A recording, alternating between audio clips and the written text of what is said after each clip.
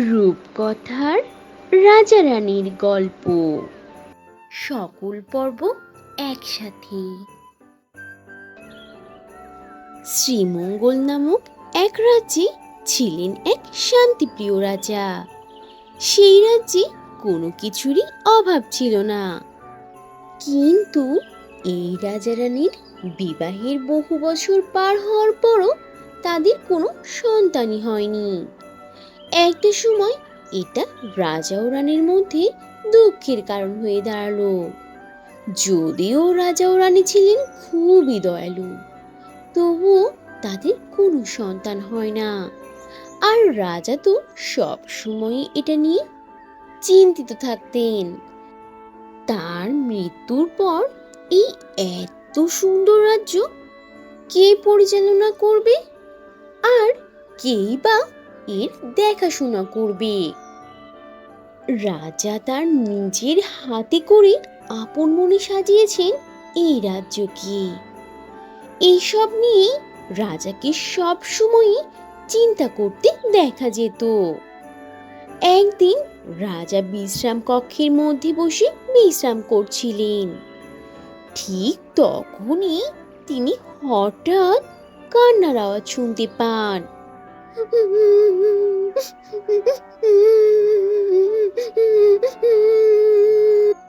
হঠাৎ এমন কান্নার আওয়াজ পেয়ে রাজামশাই তার বিশ্রাম কক্ষ হতে বের হয়ে আসেন আর খোঁজ করতে থাকেন কোথায় কে বা এমন কান্না করছেন। কিছুটা সময় পার হওয়ার পর রাজামশাই দেখতে পান যে রানী রাজপ্রাসাদের বেলকনিতে বসেই এমনভাবে কান্না করছেন। তখন রাজামশাই রানীর কাছে গেলেন এবং রানীর কাছে জানতে চাইলেন তিনি কেন এভাবে কান্না করছেন। রানীকে এভাবে কান্না করতে দেখে তো রাজার ভীষণ কষ্ট হয় আর সে খুবই উদ্বিগ্ন হয়ে পড়ে। এরপর রাজামশাই রানীর কাছে গিয়ে বলে, কি হলো আমার শ্রীমঙ্গলের শান্তিপ্রিয় রানী? তুমি এভাবে কান্না করছো কেন? কি হয়েছে তোমার?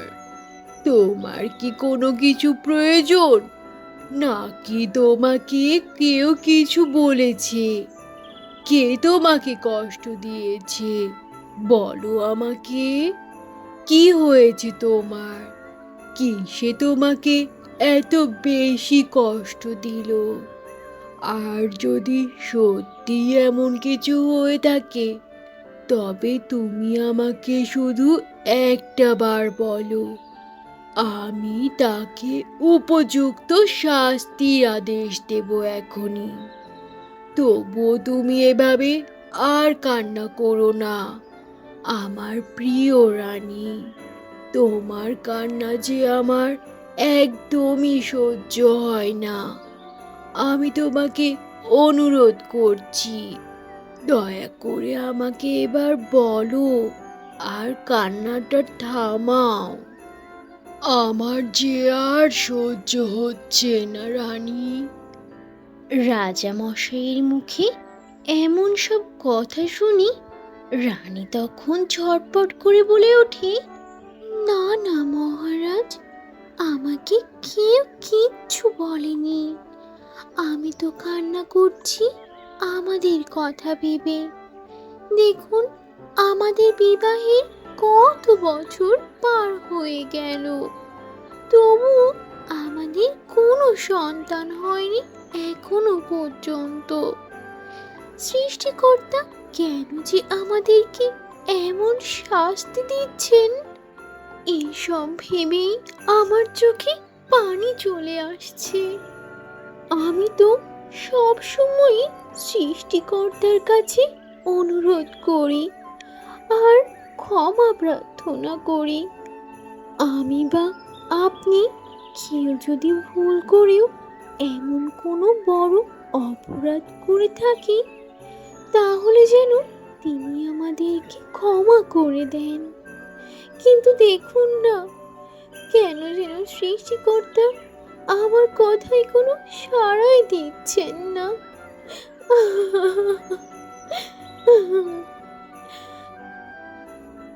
রাজামশাই ও রানীমার মধ্যে ছিল প্রচন্ড রকমের ভালোবাসা।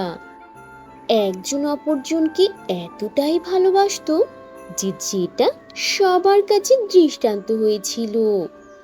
আর সেই প্রিয়তমা রাজরানীর যখন চোখে পানি, তখন কি রাজামশাইয়ের আর সহ্য হয়? এই জন্যই তো রানীমায়ের কান্না থামানোর জন্য রাজামশাই এত কিছু করছেন। তবে এত ভালোবাসা পাওয়ার পরও রানীমায়ের মনে কিসের এত কষ্ট? মহারাজ রানীকে এত করে বোঝানোর পরও মহারানী তো এখনো কান্না করে চলছেন আর বললেন, আর একজন মেয়ে হয়ে আমার কি নিজের সন্তানের মুখ দেখতে ইচ্ছে করে না?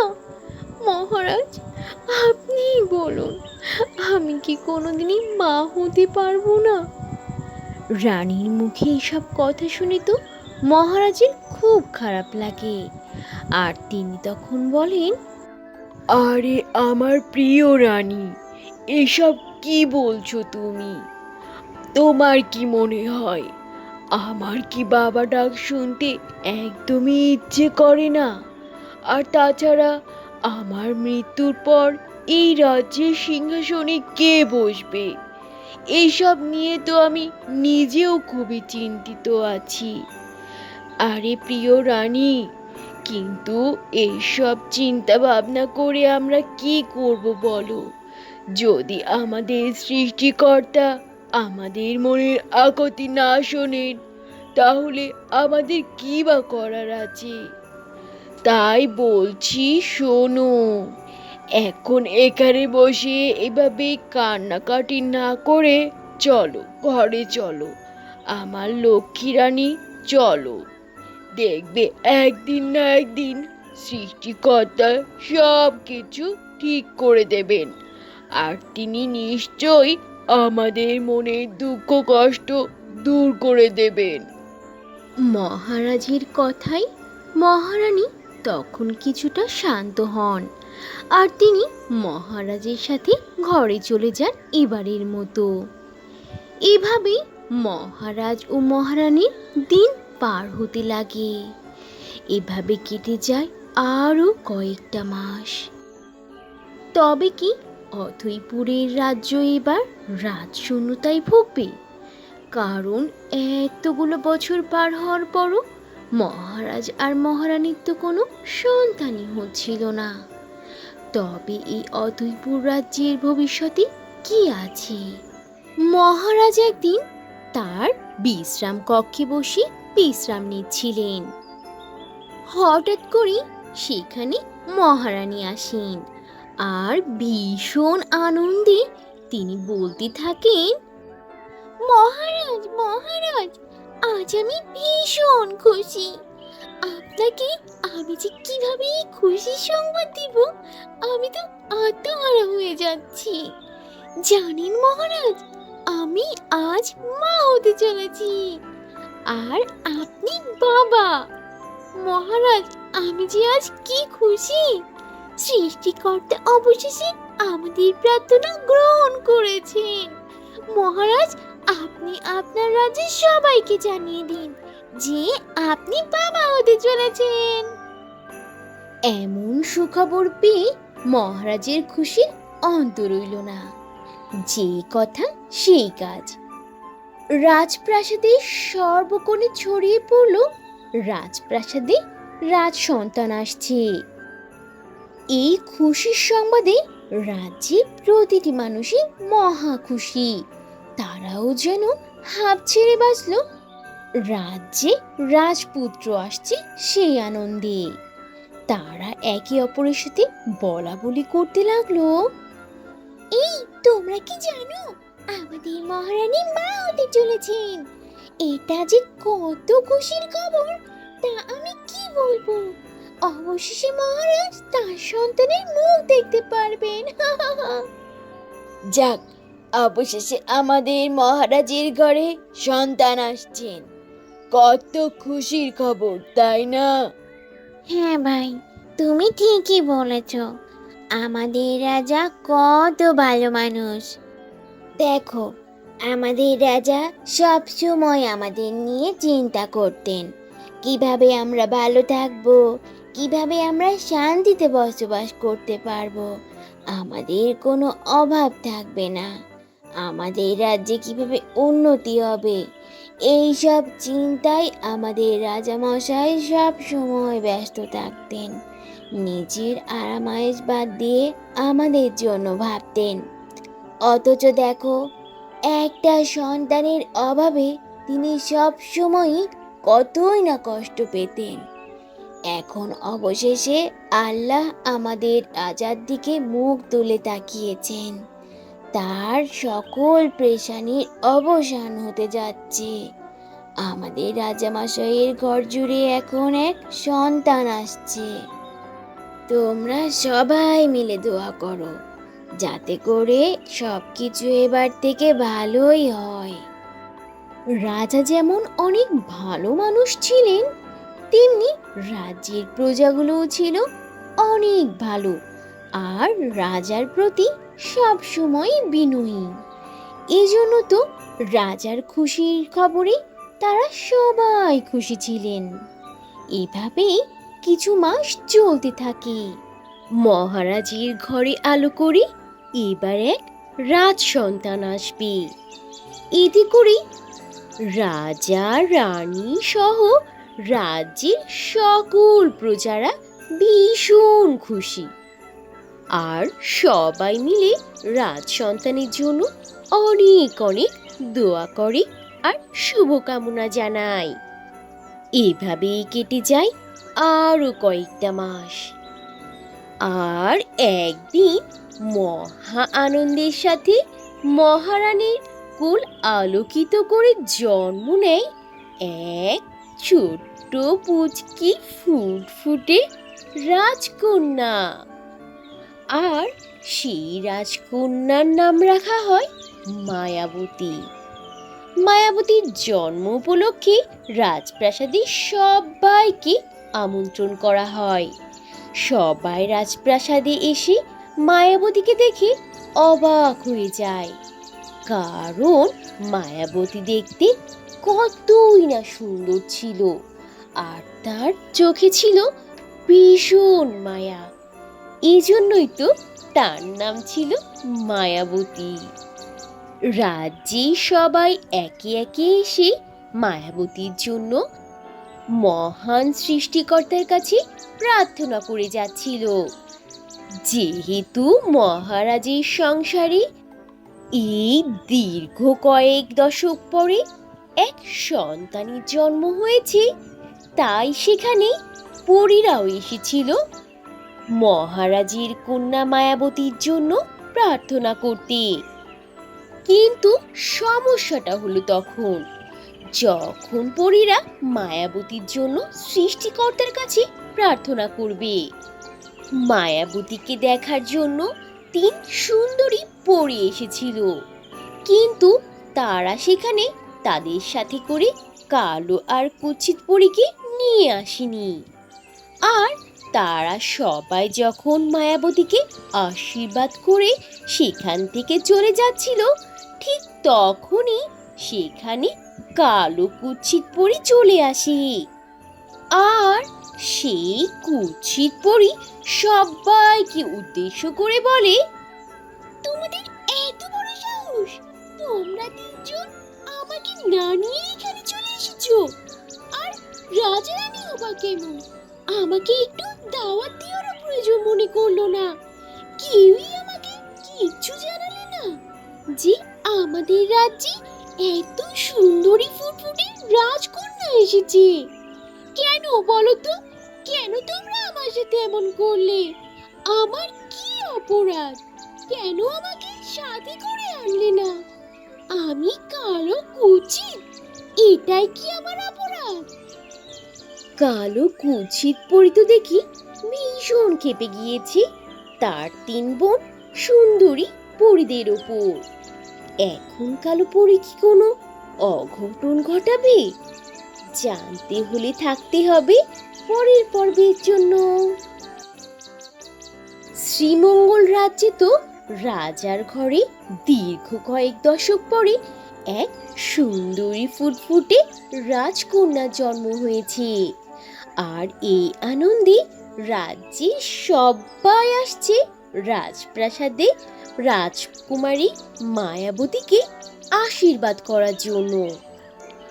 এই রাজ্যে সব প্রজাদের সাথে সাথে রাজ্যের পরীরাও এসেছিল এই মায়াবতী রাজকন্যাকে আশীর্বাদ করার জন্য। কিন্তু সমস্যাটা বাধে যখন শুধুমাত্র সুন্দরী আর রূপবতী পরীরাই আসে, কুৎসিত আর কালো পরীকে না নিয়ে। আর তাছাড়া তারা তো কুৎসিত কালো পরীকে রাজা রানীর দাওয়াতের কথাও পৌঁছে দেয়নি, রাজকন্যা হওয়ার কথা বলা তো দূরে থাকে। আর এজন্যই তো কালো কুৎসিত পরী ভীষণ রেগে খেপে যায় তার পরিবন্ধের উপর, আর সাথে করে রাজা রানীদের উপরও। আর কালো পরীর এসব কথা শুনে তো তার তিন সুন্দরী পরীরা ভীষণ ঘাবড়ে যায়, সাথে করে মহারানীও ভীষণ অবাক হয়ে যায়। এরপর কালো পরী আরো বলে, সবাই কান খুলে শোনো, তোমরা যেহেতু এই খুশির দিনে আমাকে আমন্ত্রণই করনি, আমাকে একেবারে বাদ দিয়ে দিয়েছিলে, এই কারণে আমি এই মহারাজ ও মহারানীর কন্যাকে অভিশাপ দিচ্ছি। এই মায়াবতী রাজকন্যার বয়স যখন 22 বছর হবে, তখন এই মায়াবতী এক হরিণে পরিণত হবে। এটাই হবে তোমাদের জন্য উপযুক্ত শাস্তি। আমাকে আমন্ত্রণ না জানিয়ে তোমরা যে ভুল করেছো, তার শাস্তি তো কোনো মতেই কমানো যায় না। এজন্য তখন তোমরা বুঝবে আমার গুরুত্ব কতটা। ছোট্ট আর ফুটফুটে মায়াবতী রাজকন্যাকে এমন কঠিন অভিশাপ দিয়ে কালো পরী তো সেখান থেকে চলে যায়। আর কালো পরীর এমন অভিশাপের কথা শুনে তো মহারানী ও তিন পরী ভীষণ হতাশ হয়ে যায়। তখন মহারানী হাও মাও করে কাঁদতে থাকে। এত কষ্ট করে যখন সে সন্তানের মুখ দেখল, তখন তার সেই নিষ্পাপ সন্তানও পড়ে গেল এক কঠিন অভিশাপে। এই কষ্ট মহারানী কিভাবে ধরে রাখে? এরপর এই ছোট্ট নিষ্পাপ রাজকুমারীর জন্য আর কি কি অপেক্ষা করছে, সেই সবটা থাকছে পরের পর্বে। যেহেতু অনেকগুলো বছর পরে রাজা রানীর ঘরে আলো করে এক রাজকন্যার জন্ম হয়েছে, রাজা রানী সহ রাজ্যের সকল মানুষ তো ভীষণ আনন্দে ছিল। এই বহু বছর পর রানীমায়ের কান্নার যেন অবসান হয়। কিন্তু যখন রাজা রানী তাদের মেয়ের সাথে সবার একটি গেট টুগেদার প্রোগ্রাম করে, সেই প্রোগ্রামেই বাধে একটা মহা গণ্ডগোল। সব সুখ, সব আনন্দ, সব কিছুই যেন একেবারে ধূলিসাৎ হয়ে যায় এক নিমেষে। সেই প্রোগ্রামে শুধু রাজ্যের মানুষেরাই নয়, রাজ্যের যত পরীরা ছিল সবাই এসেছিল, শুধুমাত্র কালো আর কুৎসিত পরী ছাড়া। আর এরপর হঠাৎ করে কালো পরী একা একাই পার্টিতে চলে আসে। আর তখন সে তার অন্যান্য পরী বোনদেরকে নানান রকমের কথা বলতে থাকে। আর সে রাজা রানীকেও বলতে একদম ছাড় দেয় না। এমনকি সদ্য জন্মানো রাজকন্যাকেও সে অভিশাপ দিয়ে ফেলে রাগের বশত। কালো পরী ছোট্ট পুচকি রাজকন্যাকে বলে, শোনো, তোমরা যেহেতু আমাকে না নিয়েই চলে এসেছো, তাই আমি মহারাজ ও মহারানীর এই কন্যাকে অভিশাপ দিচ্ছি। এই রাজকন্যা মায়াবতীর বয়স যখন 22 বছর হবে, তখন এই মায়াবতী একটা হরিণে পরিণত হবে। আর এটাই হলো তোমাদের ভুলের শাস্তি। আমাকে না নিয়ে তোমরা চলে এসেছো। আর রাজা রানীও কিভাবে পারলো আমাকে দাওয়াত না করতে? আমার কথা তোমরা সবাই ভুলে গেলে আমি কালো কুৎসিত বলে? ঠিক আছে, তাহলে তোমরা এবার আমার দেওয়া অভিশাপে ভুগতে থাকো। এই বলে তো কালোপুরী সেখান থেকে চলে যায়। কিন্তু এই অভিশাপ দেওয়ার ফলে রানীমায়ের কান্না আবার শুরু হয়ে যায়। কারণ কালোপুরীর এমন অভিশাপের কথা মহারানী সহ 3 পরী প্রচণ্ড হতাশ হয়ে যায়। তারা কিভাবে এই অভিশাপ থেকে মুক্তি পাবে, তাদের ছোট্ট রাজকন্যার কিভাবে এর থেকে মুক্তি দান করবে, এসব ভাবতে ভাবতেই তারা ভীষণ দুঃখী হয়ে যায়।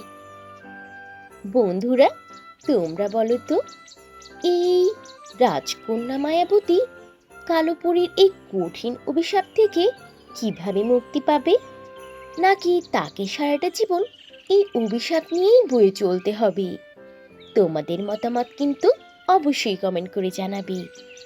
আর তোমরা কে কোথা থেকে বসে আমার গপ্প সপ্প শুনছো তা অবশ্যই কমেন্ট করে জানিও। মহারানীর এমন কান্না দেখে 3 পরী ভীষণ কষ্ট পাচ্ছিল।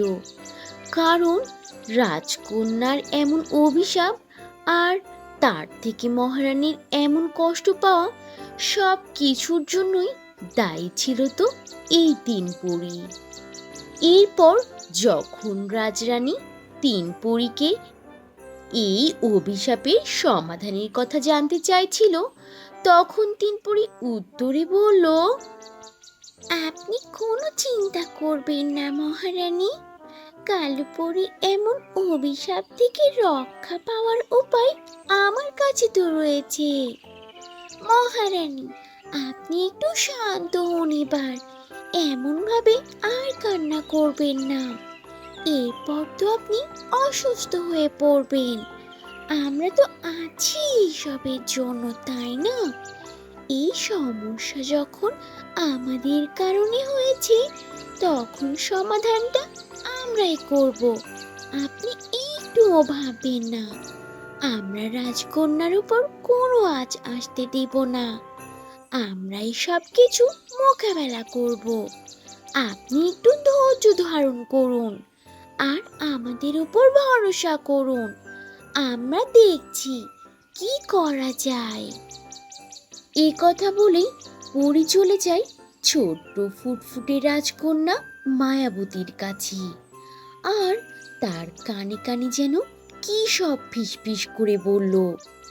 এরপর পরীরা সেখান থেকে চলে যায়। আর দেখতে দেখতে মায়াবতী বড় হতে লাগলো। এদিকে মায়াবতী যতই বড় হচ্ছে, ওদিকে মহারাজ আর মহারানীর চিন্তা যেন ততই বাড়তে লাগলো। একদিন মহারাজ ও মহারানী বেলকনিতে বসেছিল আর নিজেদের মধ্যে বলছিল, দেখতে দেখতে আমাদের ছোট্ট মায়াবতী অনেকটা বড় হয়ে গেছে মহারাজ। মায়াবতী যতই বড় হচ্ছে, আমার চিন্তা যেন ততই বেশি হচ্ছে মহারাজ। আর দেখুন না, আজ আমাদের মায়াবতীর বয়স 21 বছর হয়ে গেল। আর মাত্র 1 বছর, তাও তো দেখতে দেখতে পার হয়ে যাবে মহারাজ। আমি এখন কি করব? আপনি আমাকে বলে দিন, আমি কিভাবে আমার ছোট্ট মাটাকে রক্ষা করব? আমি তো কিছুই বুঝতে পারছি না মহারাজ। কিভাবে রক্ষা করব আমাদের মেয়েটাকে? তাহলে তো মায়াবতীর বয়স 22 হতে মাত্র আর কটা দিন বাকি। তবে কি মায়াবতীর সেই অভিশাপের সমাধান আর হলো না? তাহলে কি এই ছোট্ট রাজকন্যার জীবনে নেমে আসবে সেই কালো অভিশাপ। এমন হঠাৎ করে রাজকন্যাকে অভিশাপ দেওয়াতে মহারানীর হৃদয়ে আবারও সেই ব্যথার পাহাড় জেগে ওঠে। সেই অভিশাপের কথা শুনে তিন পরীও ভীষণ হতাশ হয়ে পড়ে। মহারানী তো আবারও কান্না শুরু করে, ঠিক আগের মতো। মহারানী কান্না করতে করতে তিন পরীকে বলল, তিন পরী, আমাদের এই কি হয়ে গেল বলো? এই কালো কুৎসিত পরী এই কি অভিশাপ দিয়ে গেল আমার মায়াবতীকে? এত কষ্ট, এত প্রার্থনা করার পর সৃষ্টিকর্তা আমাকে একটি সন্তান দিল, তাও কালো পরী। সবটা জানার পরও আমার বাচ্চাটাকে এমন অভিশাপ দিল কেন? এখন আমি আমার মায়াবতীকে কিভাবে রক্ষা করব? আপনারা একটা ব্যবস্থা করে দিন, দয়া করে কিছু বলুন।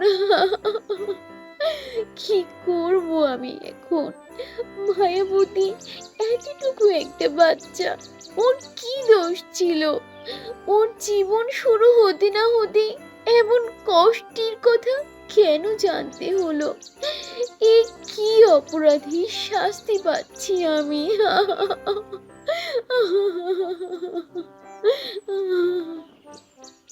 মহারানীর কান্না শুনেই বোঝা যাচ্ছে মহারানী এখন ঠিক কতটা বেদনায় রয়েছেন। তার এই কষ্ট যেন আকাশ ছুঁলো এবার। মহারানীর এমন কান্না দেখে তো পরীরাও ভীষণ দুঃখ পাচ্ছিল, কারণ ভুলটা তো তাদেরই ছিল। তাদের ভুলের শাস্তি আজ এই রাজ্যের একমাত্র রাজকন্যা পাচ্ছে। তারা কিভাবেই বা এটা সহ্য করবে আর মেনে নেবে? তারপরে আবার এতদিন পরে একটু সুখের মুখ দেখা, মহারানীর মনেও এত কষ্ট, শুধুমাত্র তাদের জন্যই যে। বন্ধুরা, এখন তোমরাই বলো, এই তিন পরী কি এই সকল অভিশাপ আর সমস্যার সমাধান দিতে পারবে সহজে, নাকি রাজকন্যা মায়াবতীর জীবনে এই দুর্বিষহ সময় নেমেই আসবে অভিশাপ হয়ে? তোমাদের মতামত কিন্তু অবশ্যই কমেন্ট করে জানিও। আমি কিন্তু অপেক্ষায় থাকবো। আর তোমরা কে কোথা থেকে বসে আমার গপ্প সপ্প শুনছো তা জানাতে একদম ভুলে যেও না যেন। রাজকুমারী মায়াবতী দিন দিন বড় হচ্ছে, আর তার বড় হওয়ার সাথে সাথে মহারাজ ও মহারানীর চিন্তা দিন দিন বেড়েই চলেছে। একদিন মহারাজ ও মহারানী বেলকনিতে বসেছিলেন। হঠাৎ করেই মহারানী বললেন, দেখতে দেখতে আমাদের মায়াবতী বড় হয়ে যাচ্ছে, আর মায়াবতী যতই বড় হচ্ছে আমার চিন্তা দিন দিন ততই বেড়ে যাচ্ছে মহারাজ। আমার মায়াবতী বয়স যে 21 হলো এবার, আর মাত্র একটা বছর, তা তো দেখতে দেখতেই চলে যাবে মহারাজ। এখন আমি কি করব? কিভাবে আমাদের রাজকন্যাকে রক্ষা করব মহারাজ? সেই অভিশাপের দিন যে দিন দিন ঘনিয়ে আসছে। আমার ছোট্ট মেয়েটার জীবনে এত কঠিন সময় আমি কিভাবে সুস্থ থাকি মহারাজ? আমি যে স্বস্তি পাচ্ছি না।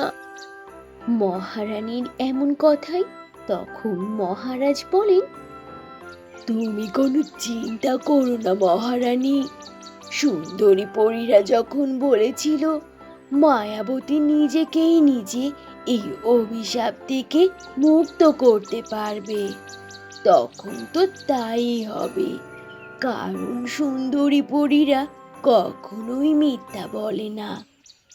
আর তাছাড়া আমাদের মায়াবতী তো ভীষণ রকমের সাহসী আর অনেক বেশি দয়ালু।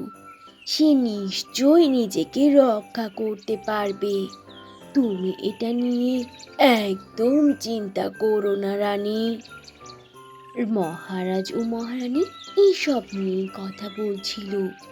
ঠিক সেই সময় সেখানে মায়াবতী চলে আসে। মায়াবতী আসার সময়ই মহারাজ আর মহারানীর কথাগুলো শুনতে পেয়েছিল। এই জন্য সে তাদেরকে এটা নিয়েই বলে। আসলেই কি মায়াবতী এই অভিশাপ থেকে মুক্তি লাভ করতে পারবে? সে কি পারবে সেই কুৎসিত কালো পরীর তার সেই অভিশাপকে মিথ্যা করে দিতে? নাকি মায়াবতীর জীবনে নেমে আসবে সেই অভিশাপের কালো দিন? মহারাজ ও মহারানী মায়াবতীর বেড়ে ওঠার কথা বলছিল।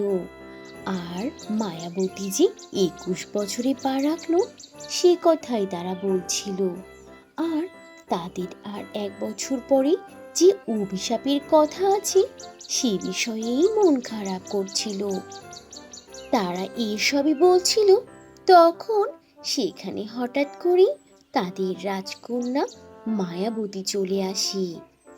আর মায়াবতী এসে মহারাজ আর মহারানীকে বলে, বাবা, মা, তোমরা সব সময় কেন এমন মন মরা হয়ে বসে থাকো? আমি কি সেটা জানতে পারি? কি হয়েছে তোমাদের? আমাকে একটু বলো না। কেন তোমাদের মনে কোনো শান্তি নেই? আমার যে জানতে বড্ড ইচ্ছে করে। আসল ঘটনাটা আমাকে একটু বলো না। মায়াবতীর এমন কথা শুনি তখন মহারানী বলে, শোনো মা মায়াবতী, তুমি এখন অনেকটা বড় হয়ে গিয়েছো। আর আমার মনে হয় তোমাকে এখন সবটা খুলে বলা উচিত।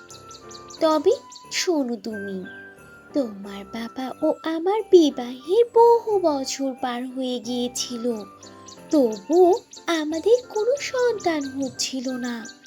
তখন আমিও তোমার বাবা সবসময়ই সৃষ্টিকর্তার কাছে প্রার্থনা করতাম যে আমাদের একটা সন্তান দান করুক। এরপর হঠাৎ একদিন তুমি আমাদের ঘর আলোকিত করে এলে। আর তোমার আগমনে আমি, তোমার বাবা সহ এই রাজ্যের প্রত্যেকটি মানুষ আর প্রজারা ভীষণ খুশি ছিল। এরপর আমি আর তোমার বাবা রাজ্যের সবাইকে আমন্ত্রণ করলাম। সেই সাথে রাজ্যে পশু পাখি সহ পরিদেরকেও আমন্ত্রণ করলাম।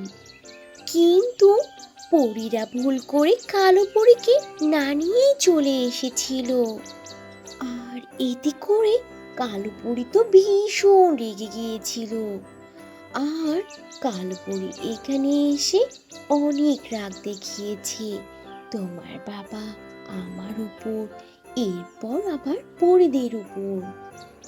আর এরপর যেটা হয়েছিল সেটা ছিল সব থেকে কঠিন একটি বিষয়, যেটা আমার তোমার বাবা সব সময় মন খারাপ করিয়ে রাখে, আমাদেরকে চিন্তায় ফেলে দেয় তোমাকে নিয়ে। আমরা জানি না এসবের শেষ কোথায় হবে।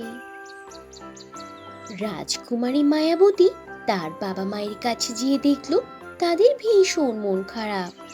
আর সে সব সময় তার বাবা মাকে এমন মনমরা হয়ে দেখতো। এই জন্য সে বাবা মাকে জিজ্ঞাসা করে কেন তারা এমন মন খারাপ করে আছে। তখন তার মা রাজরানী তাকে সব ঘটনা খুলে বলার সিদ্ধান্ত নেয়।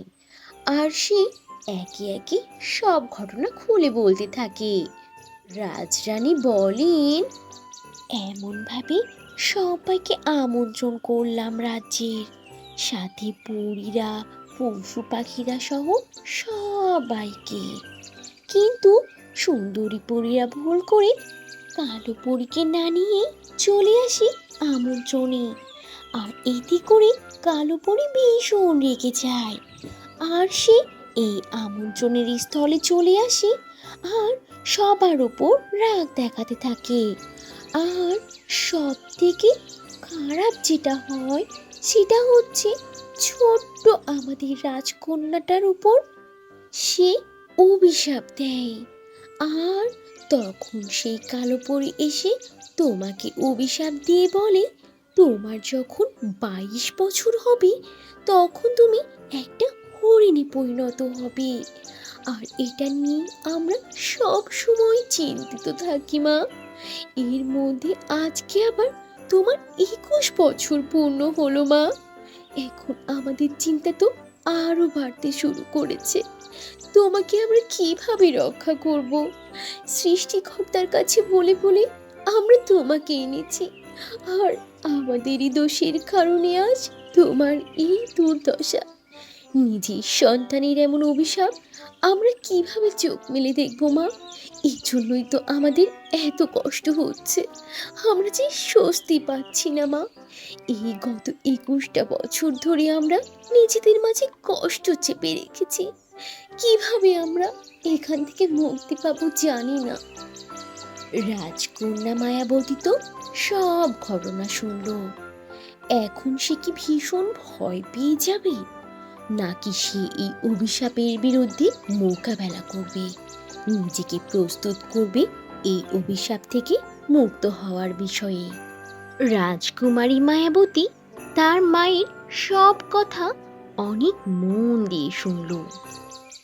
এরপর সে তার মাকে বলল, ও আচ্ছা, এখন আমি সবটা বুঝতে পেরেছি। তবে আমি বলছি শোনো, তোমরা একদম চিন্তা করো না। কালো পরী আমাকে যে অভিশাপটা দিয়েছিল এতে তো আমার বা তোমাদের কোনো দোষ ছিল না। আর তাছাড়া অন্যান্য সব পরীরা তো আমার সাথেই রয়েছে, তারা আমাকে সব সময় সাহায্য করবে।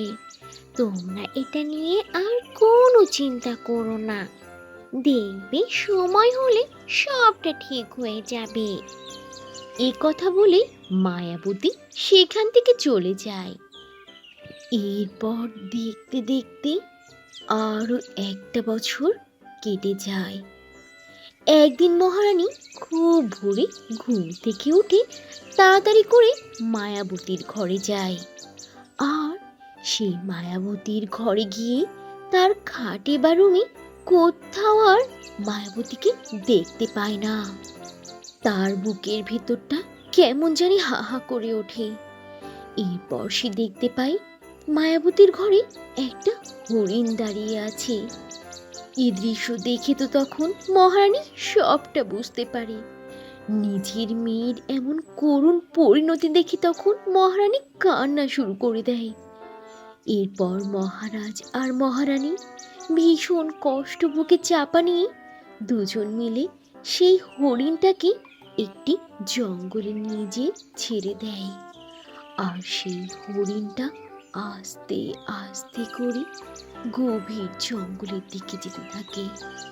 মহারাজ মহারানী এত কষ্ট করেও আর কোনোভাবেই নিজের মেয়ের এই করুণ পরিণতি আটকাতে পারলেন না। তাদের কষ্টের সীমা যে আর থাকলো না। এরপর কেটে যায় আরও কটা দিন। তারা আর কোনোভাবেই তাদের সন্তানকে নিজ চোখে দেখতে পেলেন না। এরপর এই অসহায় বাবা মায়ের জীবনে আর সেই নিষ্পাপ রাজকন্যার জীবনে কি ঘটনা ঘটেছিল সেই সবটা থাকছে পরের পর্বে। রাজকুমারী মায়াবতী সেই অভিশাপ মতে নির্দিষ্ট সময় পর হরিণে পরিণত হয়। এরপর রাজা রানী তাদের বুকে পাথর চেপে রেখে তাদের একমাত্র সন্তানকে জঙ্গলে ছেড়ে দিয়ে আসে। এরপর হরিণরূপী রাজকুমারী মায়াবতী আস্তে আস্তে করে জঙ্গলের গভীরে চলে যায়। এরপর কেটে যায় আরও বেশ কিছুদিন। একদিন অথইপুর রাজ্যের রাজকুমার রাফি সেই বনে গেল শিকার করার জন্য। বনের কিছুটা দূরে যেতে না যেতেই রাফি একটা হরিণ দেখতে পেল। প্রথম দেখেই রাজকুমার রাফির হরিণটা দেখে ভীষণ ভালো লাগলো। সে তো আস্তে আস্তে করে হরিণের দিকেই যাচ্ছিল। এরপর যখন সেই হরিণটা বুঝতে পারলো ঘটনাটা, তখন তো সে দৌড়তে শুরু করলো। রাজকুমার রাফিও সেই হরিণটার পিছু পিছু দৌড়তে শুরু করলো। সেই হরিণটা একটা ঝর্ণার কাছে গিয়ে দাঁড়িয়ে পড়লো। রাজকুমার রাফিও দৌড়তে দৌড়তে সেই ঝর্ণার কাছে গিয়ে দাঁড়ালো, আর সেই হরিণটাকে বলল, এই যে দেখো, সামনে ঝর্ণা, আর এপাশে তো আমি। এখন তো তোমাকে ধরে ফেলেছি। এবার তুমি কি করবে দুষ্টু মিষ্টি হরিণ? কোথায় যাবে তুমি? কোথায় পালাবে বলো? আমি তো এখনই তোমাকে ধরে ফেলবো। এই কথা বলে রাজকুমার রাফি যেই না সেই হরিণের গায়ে স্পর্শ করলো, ঠিক তখনই সেই হরিণটা একটা সুন্দরী রাজকুমারীতে পরিণত হয়ে গেল। আর সেই রাজকুমারীটাই হলো আমাদের গল্পের সেই অভিশপ্ত রাজকুমারী মায়াবতী। রাজকুমার রাফি হঠাৎ করেই একটা হরিণকে এভাবে রাজকুমারীর বেশে দেখে ভীষণ অবাক হয়ে গেল। এইভাবে হঠাৎ করে একটা হরিণকে এইভাবে মানুষে পরিণত হতে দেখে রাজকুমার কি ভয়ে এখান থেকে পালিয়ে যাবে, নাকি সে সবটা জেনে বুঝে রাজকুমারীকে সাহায্য করবে? এই সবটা জানতে হলে আমাদেরকে দেখতে হবে পরের পর্বটি। আর পরের পর্বটি দেখার জন্য সাথেই থাকুন। একটা হরিণকে হঠাৎ স্পর্শ করাতে হরিণটি ভাবে একটা রাজকুমারীতে রূপান্তরিত হওয়ায় রাজকুমার রাফি তো ভীষণভাবে অবাক হয়ে যায়। সে তো ভাবতেই পারছে না কিভাবে এসব হয়ে গেল। তখন রাজকুমারী মায়াবতী রাজকুমারকে বলল, আপনি ভয় পাবেন না, আমি আমার পরিচয় দিচ্ছি। আমি হলাম আসলে এক অভিশপ্ত রাজকুমারী, শ্রীমঙ্গল নামক এক রাজ্যের রাজকুমারী আমি। আমার নাম মায়াবতী রাজকুমারী। আমার জন্মের পর আমার বাবা মা রাজ্যের সবাইকে দাওয়াত দিয়েছিল, শুধুমাত্র রাজ্যের মানুষগুলোকে নয়, রাজ্যের পশু পাখি পরীরা সবাইকে। কিন্তু একটা দুর্ঘটনা ঘটে গিয়েছিল। রাজ্যে সব পরীরা আসলেও তারা কালো পরীকে আনতে ভুলে গিয়েছিল। আর কালো পরী লাল পরী সাদা পরী সহ সব পরীদের উপর রাগ করে আমার সেই অনুষ্ঠানে এসেছিল। আর সেই অনুষ্ঠানে এসে সে সবার উপর রেগে আমাকে অভিশাপ দিয়ে বসলো। শোনো, তোমরা যেহেতু আমাকে না নিয়েই এই প্রোগ্রাম করলে, আমাকে একটা বারও আমন্ত্রণও করলে না, তাই আমি রাজা রানীর এই কন্যা সন্তানকে অভিশাপ দিচ্ছি। এই কন্যা সন্তান মায়াবতীর বয়স যখন 22 বছর হবে, তখন এই মায়াবতী একটা হরিণে পরিণত হবে। আর এটাই হলো তোমাদের ভুলের শাস্তি। আমাকে যে তোমরা আমন্ত্রণ করতে ভুলে গিয়েছো, আর আমাকে না নিয়েই তোমরা অনুষ্ঠান করলে। আমি কুৎসিত এটার জন্য তো, এই জন্যই আমি তোমাদেরকে এই অভিশাপ দিলাম। এই অভিশাপ দিয়ে কালো পরী সেখান থেকে চলে গিয়েছিল। আর এই অভিশাপের কারণে আমার মা ভীষণ কান্না করছিল। রাজকুমার রাফি তো মায়াবতীর সব কথাগুলো খুব মন দিয়ে শুনছিল। আমার তো এখন ভয় হচ্ছে রাজকুমার রাফি সবটা শোনার পর আবার ভয়ে পালিয়ে না যায়, কারণ পরিদের অভিশাপ তো মহা অভিশাপ। এটা তো খুবই ভয়ঙ্কর হয়ে থাকে। রাজকুমারী তখন রাজকুমার রাফিকে আরো বলে, এমন কঠিন অভিশাপের কথা শুনে আমার আম্মা জান ভীষণ কান্না করছিল। আর আমার আম্মার এমন কান্না দেখে তখন অন্যান্য পরীরা সান্ত্বনা দিয়ে আম্মাকে বলেছিল, আপনি কোনো চিন্তা করবেন না মহারানী, কালপরীর এমন অভিশাপ থেকে রক্ষা পাওয়ার উপায় আমার কাছে তো আছে। আমরা জানি কিভাবে কি করতে হবে। আমরা একটা উপায় নিশ্চয়ই বের করব। আপনি একদম চিন্তা করবেন না, একটু শান্ত হন এবার। এরপর অনেকগুলো বছর কেটে যায়, আর আমি যখন 22 বছর পূর্ণ হলাম, তখন কালো পরীর সেই অভিশাপ মতে আমি এমনভাবে হরিণে পরিণত হলাম। আর আমার বাবা মা তাদের বুকে পাথর চেপে রেখে আমাকে এই বনের মধ্যে দিয়ে গিয়েছিল। আমি তো সেদিন থেকেই এই জঙ্গলে বসে অপেক্ষা করছিলাম কখন আমার এই অভিশাপ মুক্ত হবে। আসলে সেই পরীরা বলেছিল আমাকে আমার এই অভিশাপ মুক্ত হওয়ার জন্য আমাকে এক সুদর্শন রাজকুমারের স্পর্শ পেতে হবে। আর আপনি যখন আমাকে এসে স্পর্শ করলেন, আপনার স্পর্শে আমি অভিশাপ মুক্ত হলাম। আমার ঘটনা তো সবটা খুলে বললাম, এখন তাহলে আপনার পরিচয়টা দিন। রাজকুমারী মায়াবতীর কথা শুনে তখন রাজকুমার রাফি বললেন, আমি হলাম অথইপুর রাজ্যের রাজকুমার রাফি। আমি তো প্রায় এই বনে হরিণ শিকার করতে আসি, কিন্তু তোমাকে আজ দেখে আমি তো ভীষণভাবে মুগ্ধ হয়ে গিয়েছিলাম। আমার মনে একটি ভাবনা জাগলো, যেভাবেই হোক আজ তোমাকে আমার ধরতেই হবে। সেই জন্যই তো তোমার পিছু পিছু ছুটছিলাম আমি, আর এত দূরে চলে এসেছি তোমার পিছু ছুটতে ছুটতে। এরপর যখনই তোমাকে স্পর্শ করলাম ধরার জন্য, তখনই দেখি আর এক অবাক করা ঘটনা। রাজকুমারী মায়াবতী রাজকুমারীর কথা শুনে খুবই মুগ্ধ হলো। রাজকুমারীর অভিশাপ যেন কেটে গেল স্বপ্নের মতো রাজকুমার রাফির স্পর্শ পেয়ে। এরপর রাজকুমারী রাজকুমার রাফিকে তার সকল ঘটনা খুলে বলে। আর রাজকুমার রাফি তখন বলে, তোমার এসব ঘটনা শুনে তো আমি একেবারে অবাক হয়ে গেলাম। এইসব কি বললে তুমি? আচ্ছা, তোমার বাবা মা এখন কোথায় আছে? না জানি তারা এখন কেমন আছে। নিশ্চয় তারা তোমাকে নিয়ে অনেক বেশি চিন্তিত। তুমি কোথায় আছো, কি করছো, তারা যে কিছুই জানে না।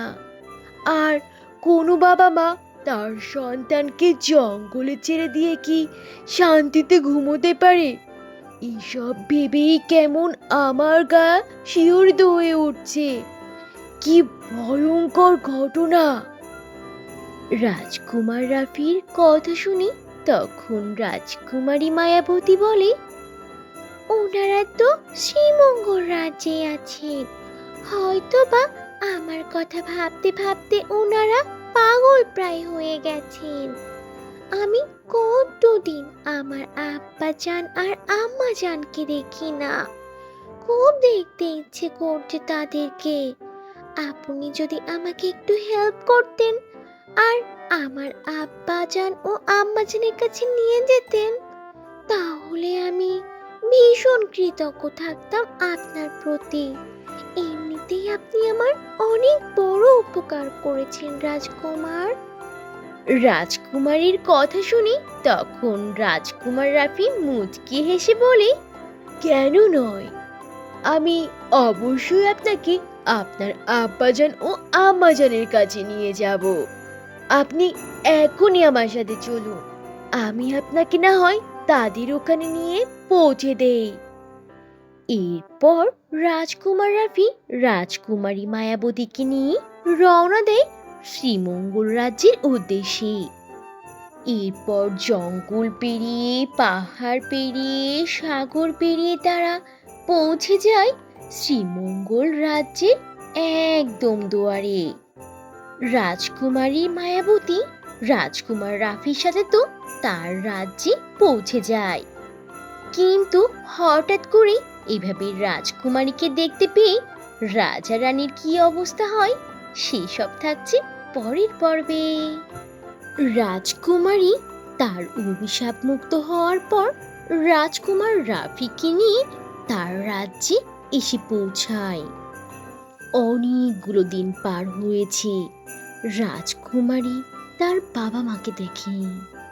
এদিকে মহারাজ ও মহারানীও যে বহুদিন তাদের সন্তান মায়াবতীকে দেখে না। এজন্যই তো আজ রাজকুমারী মায়াবতী রাজকুমার রাফির সাথে তার রাজ্য শ্রীমঙ্গলে এসে পৌঁছায়। হঠাৎ করে রাজকুমারী মায়াবতীকে দেখে তো মহারাজ ও মহারানী দুজনেই কান্না শুরু করে দেন আর বলেন, মায়াবতী মা, তুমি ফিরে এসেছো। তোমাকে না দেখার কষ্টে আমি তো কান্না করতে করতে পাগল প্রায়। কত দিন হয়ে গেছে তোমাকে দেখি না। তোমাকে দেখার জন্য আমার প্রাণটা ছটফট করতে থাকে যে মা সব সময়। সেই যে তুমি কালো পরীর অভিশাপে হরিণে পরিণত হলে আর আমরা তোমাকে বনে রেখে দিয়ে আসলাম, তারপর থেকে আর আমাদের মনে যে শান্তি নেই মা। আমাদের খাওয়া ঘুম কোনোটাই যে আর নেই। তুমি কিভাবে আবার মানুষে রূপান্তরিত হয়ে ফিরলে মা? এরপর রাজকুমারী মায়াবতী তার বাবা মহারাজ ও মহারানীকে তার গল্পটা প্রথম থেকে শুরু করে বলতে লাগে। আম্মা, তোমরা আমাকে বনের মধ্যে রেখে আসার পর থেকেই তো আমি বনের মধ্যে এদিক সেদিক ঘুরে ঘুরে বেড়াতে থাকি। হঠাৎ করে একদিন আমার সামনে অথইপুর রাজ্যে এই রাজকুমার রাফি চলে আসে। আসলে রাজকুমার বনের মধ্যে শিকার করতে এসেছিল, কিন্তু বনের মধ্যে কিছুটা পথ যেতে না যেতেই তিনি আমাকে হরিণ রূপে দেখতে পেলেন। কিন্তু প্রথম দেখায় আমাকে তার ভালো লেগেছিল এই হরিণ রূপে, আর তিনি আমাকে না মেরে ধরতে চেয়েছিলেন। এই জন্যই তিনি আমার দিকে এগিয়ে আসছিলেন। আর যখন আমি এটা বুঝতে পারি তখন তো আমি প্রাণ ভয়ে দৌড়াতে শুরু করি। আর রাজকুমার রাফিও আমাকে একদম হারাননি, তিনি আমার পেছন পেছন দৌড়াতে থাকেন।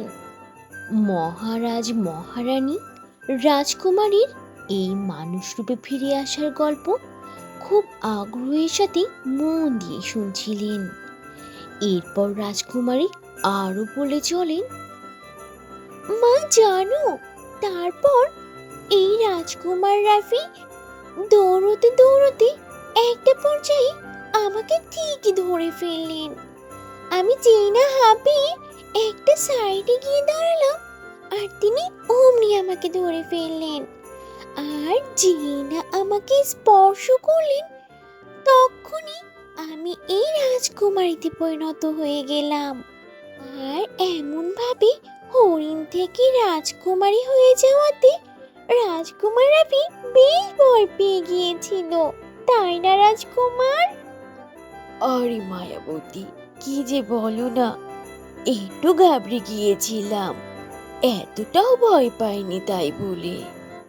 শুধু ভেবেছিলাম এটা আবার কেমন ম্যাজিক হলো, আমি আবার কোনো জাদুকরির খপ্পরে না পড়ে গেলাম, এই জন্য একটু ভাবছিলাম।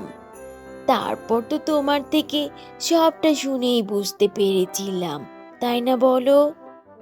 আর এই জন্যই তো তাড়াহুড়ো করে তোমাকে নিয়ে এই ৭ সমুদ্র ১৩ নদী পেরিয়ে তোমার এই রাজ্যে নিয়ে এলাম, তোমার বাবা মায়ের কাছে। এটা কিন্তু আপনি ঠিক বলেছেন রাজকুমার। মা, দেখো না, রাজকুমার কত ভালো মনের।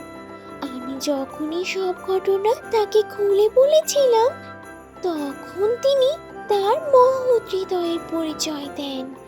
তিনি আর এক মুহূর্ত দেরি না করে আমার কথায় তখনই রওনা হয়েছেন। আর এজন্যই তো আমি তোমাদের কাছে ফিরে আসতে পারলাম। আমার যে কি ভালো লাগছে, তোমাদেরকে বহুদিন পরে পেলাম যে মা।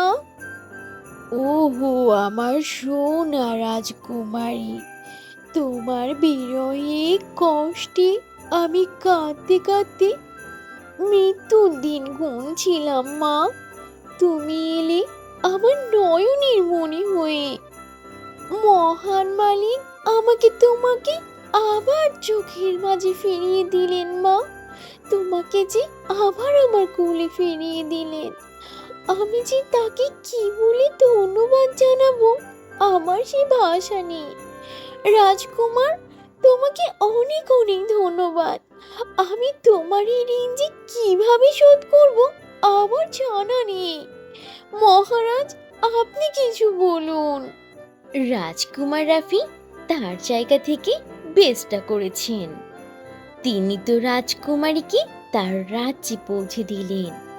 আর রাজকুমারী রাজ্যে ফিরে আসাতে মহারাজ, মহারানী, রাজকুমারী সবাই ভীষণ খুশি। এখন দেখা যাক রাজকুমার রাফির এই মহৎ হৃদয়ের জন্য সে কোন পুরস্কারটি পায়। তোমাদের কি মনে হয়? আমাকে কিন্তু চুপি চুপি কমেন্ট করে জানিয়ে দিও। রাজকুমারী মায়াবতী রাজ্যে ফিরে আসার পর তার বাবা মা মহারাজ আর মহারানীকে তার এই বিগত দিনের সকল ঘটনা খুলে বলেন বিস্তারিত। আর মহারানী তো তখন সুখের আনন্দে কান্নায় ভেসে পড়েন। মহারাজ এই সব ঘটনা শোনার পর অনেক বেশি আনন্দিত আর খুশি হয়ে যান। বিশেষ করে রাজকুমার রাফির এই মহান হৃদয়ের জন্য তার ভীষণ রকম ভালো লাগা তৈরি হয়। আর মহারাজ তো রাজকুমার রাফির ওপর কৃতজ্ঞ ছিলেন তার একমাত্র সন্তানকে তার অভিশাপ মুক্ত করে এই রাজার কাছে আবার ফিরিয়ে দেওয়ার কারণে। এই জন্য সকল নীরবতা ছাড়িয়ে এবার মহারাজ বলেন, বাবা রাজকুমার রাফি, তোমার কারণেই আজকে আমাদের একমাত্র মেয়ে তার অভিশাপ কাটিয়ে আবার রাজকুমারীতে পরিণত হতে পেরেছে। আর সব থেকে বড় কথা, সে এখন আমাদের সামনে, আমাদের সঙ্গেই রয়েছে, যা আমি আর মহারানী কখনোই আশা করিনি। আমরা তো আশা এক প্রকার ছেড়েই দিচ্ছিলাম। ভেবেছিলাম এভাবে কষ্ট পেতে পেতে ধুকে ধুকে আমাদেরকে মরতে হবে। সেই সময় পর্যন্ত হয়তো এভাবেই অপেক্ষা করে যেতে হবে।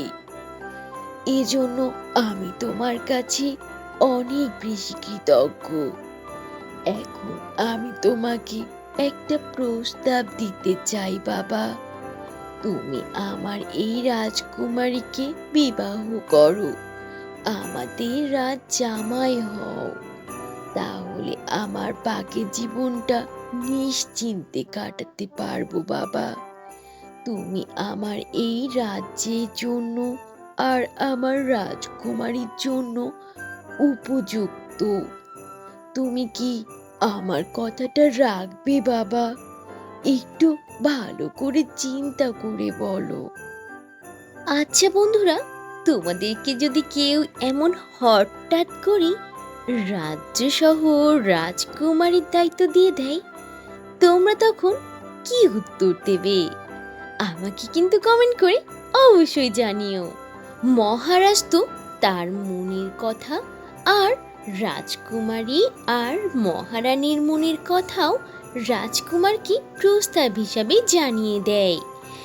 এখন পালা রাজকুমারীর। রাজকুমার যেহেতু অবিবাহিত ছিল, আর তাছাড়া রাজকুমারী মায়াবতীকে তার ভীষণ পছন্দ ছিল। সেই হরিণ রূপেই তো সে ক্রাশ খেয়ে হরিণটিকে না মেরে তাকে ধরতে চেয়েছিল, আর তার জন্য কত না ছোটাছুটি করেছিল। শেষমেশ সে হরিণরূপী রাজকুমারীকে খুঁজে পায়। এই জন্য তো রাজকুমারী রাফি এই প্রস্তাবে একদমই দ্বিমত করে না, আর সে কালক্ষেপণ না করে বিয়ে করতে রাজি হয়ে যায়। আর এদিকে মহারাজ তো রাজকুমারীর এই হ্যাঁ সূচক জবাব শুনে অনেক ধুমধাম আয়োজন করে রাজকুমারী মায়াবতী আর রাজকুমার রাফির বিয়ে দিয়ে দেয়। রাজকুমার রাফি ও মায়াবতী রাজকন্যার এই বিয়েতে দুই রাজ্যের সকল প্রজাসহ ধন্যমান্য ব্যক্তিবর্গের মহাসমারোহ ছিল। আর দূর দূরান্ত থেকে লোকজন ছুটে এসেছিল এই মহায়োজনের বিবাহ দেখতে আর অনেক অনেক আনন্দ করতে, সাথে তাদেরকে দোয়া করতে। আর এই খুশির দিনে রাজকুমারী মায়াবতী বলতে লাগলো সবাইকে, বন্ধুরা, তোমাদের গল্পটা কেমন লাগলো তা কিন্তু কমেন্ট বক্সে অবশ্যই জানিয়ে দিও। আর যদি তোমাদের গল্পটা ভালো লেগে থাকে তাহলে লাইক কমেন্ট করে গল্পটি শেয়ার করে দিও। আর এমন নতুন নতুন মজার মজার গল্প পেতে আমাদের চ্যানেলটা সাবস্ক্রাইব করে দিয়ে বেল আইকনটা চালু করে দিও। তো বন্ধুরা, এই ছিল আজকের গল্প। গল্পটি থেকে কি শিক্ষা পেলে তা অবশ্যই কমেন্ট করে জানাবে, আর ভালো লেগে থাকলে একটা লাইক করে দেবে। আর এখনো যদি চ্যানেলটি সাবস্ক্রাইব না করে থাকো তাহলে এখনই লাল রঙের বাটনটি চেপে চ্যানেলটিকে সাবস্ক্রাইব করে দাও, আর অল দিয়ে নোটিফিকেশন প্রেস করে রাখো। তাহলে বন্ধুরা, আজ এখানেই শেষ করছি। আবার দেখা হবে নতুন কোনো ভিডিওতে নতুন কোনো গল্প নিয়ে। সে পর্যন্ত তোমরা সবাই ভালো থাকবে আর নিজেদের প্রতি খেয়াল রাখবে। আল্লাহ হাফেজ।